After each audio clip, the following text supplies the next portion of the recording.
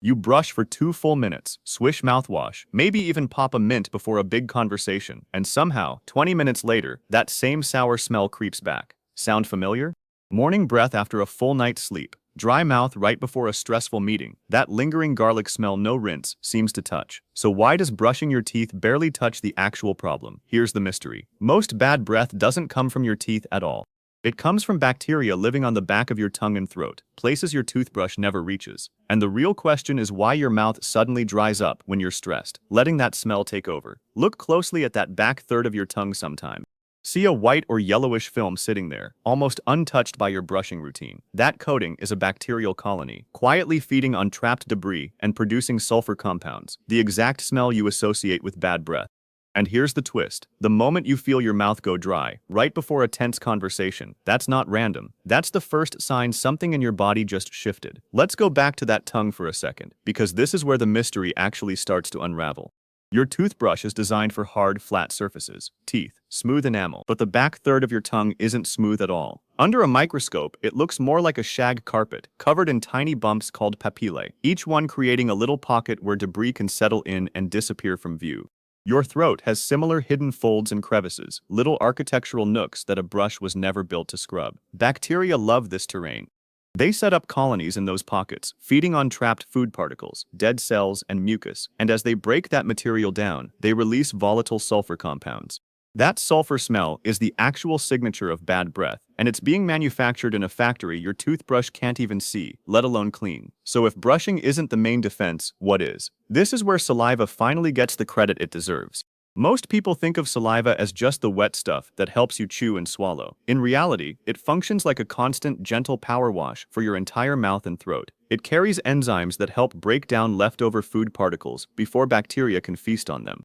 It physically flushes debris off the tongue and out of those throat crevices. It even helps neutralize some of the acidic, bacteria-friendly conditions that let odor-causing microbes thrive. Saliva is working in the background all day, mostly unnoticed, the same way you don't notice a fan running until the room gets stuffy the moment it turns off. And that's exactly what happens when saliva production drops. You don't feel the mechanism directly, you just feel dryness.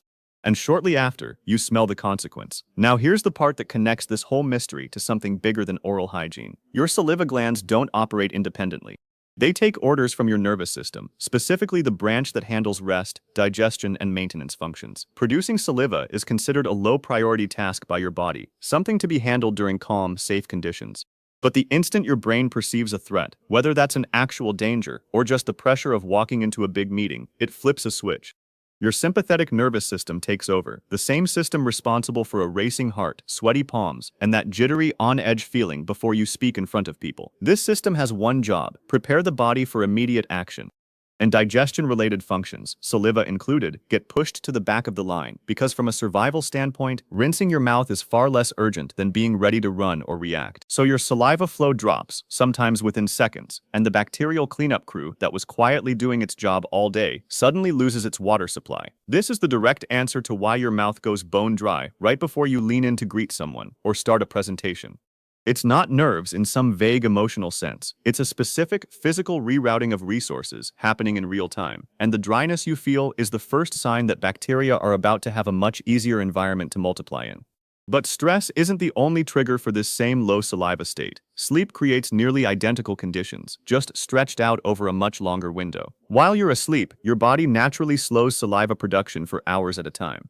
It's a normal part of how your body operates overnight, but it also means that for 6, 7, 8 hours, the bacteria on your tongue and throat are left completely undisturbed. No rinsing, no flushing, just hours of uninterrupted feeding and multiplying. That's why morning breath tends to be stronger than breath at almost any other point in the day. It's not that your mouth became dirtier overnight. It's that the natural cleaning system paused for an extended stretch, giving bacteria a rare, uninterrupted window to thrive. There's another contributor that often gets overlooked entirely: what's happening in your nose. When you have postnasal drip, whether from allergies, a mild cold, or just seasonal congestion, mucus drains down the back of your throat. To the bacteria living there, this is simply more raw material. More protein-rich debris to break down into the same sulfur compounds responsible for that unpleasant smell. So even if your saliva flow is relatively normal, congestion can quietly add fuel to the same bacterial fire, especially in that back of throat region your toothbrush was never going to reach anyway. And then there's the strangest twist in this whole mystery. Some odors don't originate in your mouth at all. Take garlic or onion. Compounds from these foods get absorbed into your bloodstream during digestion.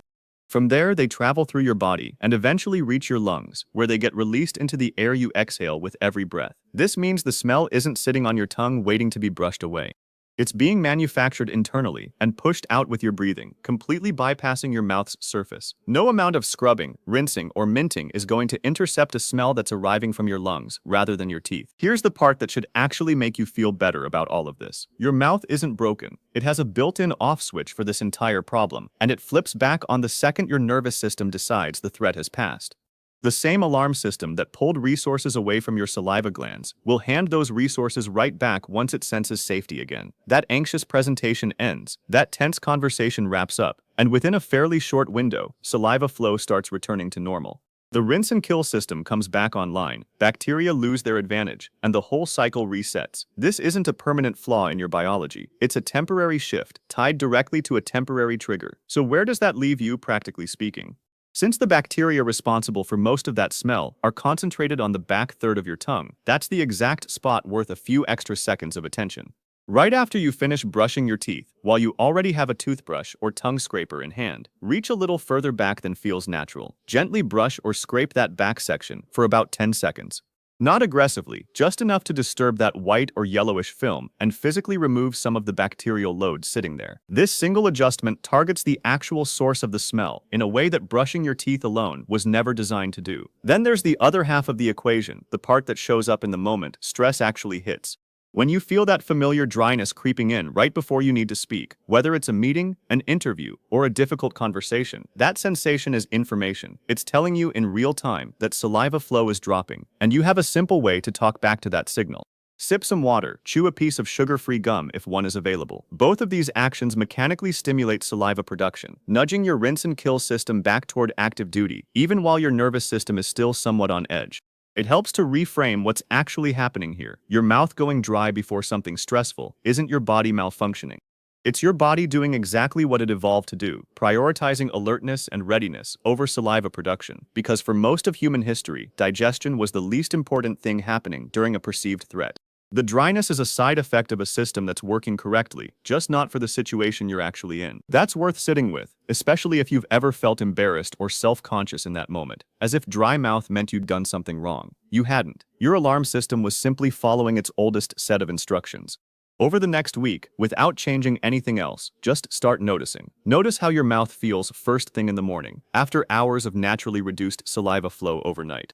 Notice what happens in the minutes before you have to speak up in a meeting or navigate a tense exchange with someone. You'll likely find the same dryness showing up in both places, even though one is triggered by sleep and the other by stress. That's not a coincidence. That's the same underlying mechanism, low saliva flow, showing up in two very different contexts. And that brings us back to where this whole mystery started.